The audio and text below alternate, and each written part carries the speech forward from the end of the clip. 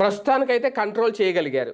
జనసేన లేదంటే జన సైనికులు ఎప్పుడైతే బయటకు వచ్చి మాట్లాడుతున్నారో కిరణ్ రాయల్ లాంటి వాళ్ళు పవన్ కళ్యాణ్ సీఎం చేయాలి ఈ నినాదం ఎప్పుడైతే తెర మీద తీసుకొచ్చారో ఇప్పుడున్న పరిస్థితుల్లో పైగా ముఖ్యమంత్రి గారు ఇక్కడ లేరు, నారా లోకేష్ ఇక్కడ లేరు, తెలుగుదేశం పార్టీ ఆ తరహా నిర్ణయం తీసుకుంటుందని కూడా ఎక్కడ బహిరంగంగా చెప్పలేదు.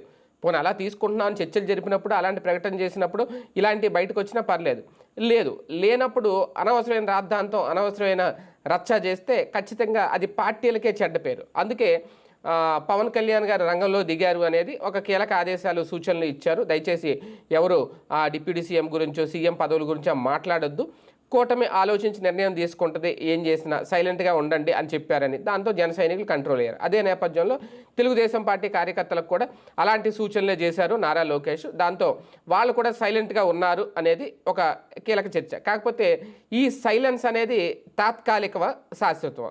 తాత్కాలికమే. ఎందుకు అంటే ఇప్పుడు ఇది ఏదో ఒక తేల్చేస్తే ఏదో ఒక క్లారిటీ ఇచ్చేస్తే అప్పుడు ఇక పర్మనెంట్గా వాళ్ళు సైలెంట్గా ఉంటారు, కూటమి ఆలోచన ఏంటనే తెలుస్తుంది. కానీ ఇంకా దానికి సంబంధించి క్లారిటీ ఇవ్వలేదు అంటే ఈ సైలెన్స్ కూడా ప్రస్తుతానికి సైలెంట్గా ఉండమని పవన్ కళ్యాణ్ గారు చెప్పిన లేదంటే నారా లోకేష్ చెప్పిన. ఎందుకంటే ఇప్పుడు అందరూ ఇక్కడ లేరు కాబట్టి దానికి వచ్చిన తర్వాత వాళ్ళు తెరదించేస్తే ఆ అంశానికి ఒక ముగింపు పలికేస్తే, స్వస్తి పలికేస్తే, క్లారిటీ ఇచ్చేస్తే మాత్రం అప్పుడు పర్మనెంట్గా సైలెన్స్ అనేది నడుస్తుంది. లేదు అంటే మాత్రం ఒక కొద్ది రోజులు పోయిన తర్వాత ఈ సైలెన్స్ కాస్త ఒక బీభత్సమైన వైలెన్స్ అవుతుంది. అంటే తుఫాను ముందు వచ్చే ప్రశాంతత ఎలా ఉంటుందో అంతే తప్ప అంతకుమించి ఏం లేదు అనేది. అంటే రెండు పార్టీల నాయకులు కూడా అలాగే ఉన్నారు, రగిలిపోతున్నారు. దీనికి అంతటికీ కారణం ఏంటి అంటే నాగబాబు గారికి మంత్రి పదవి ఇచ్చే లోపు ఒక క్లారిటీ రావాలి.